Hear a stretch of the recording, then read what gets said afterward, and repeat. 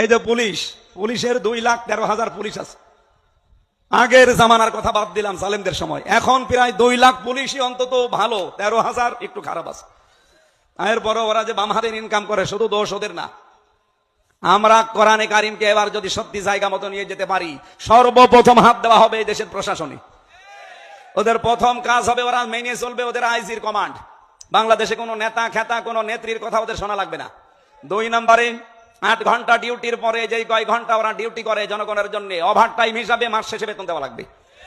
3 নম্বরে এই যে আজ নাটোর নলডাঙ্গা থানা থেকে, এটা কয় কিলো জানি না আমি, কয় কিলো, 4 কিলো, এই 4-8 কিলো পথ ওরা এখানে এসেছে, এখানে থাকবে সারাদিন। মনে করেন সে দুপুরবেলা এসে এগুলো দেখছে, ওদের খাবার দাবার নাস্তা, এরপরে এই যাওয়া আসার যে বিল, এগুলো কিন্তু ওদের নিজেদের পকেটে টাকা, ওই যা বেতন পায় ওখান থেকে কেটে নেয়, ওখান থেকে খরচ করে।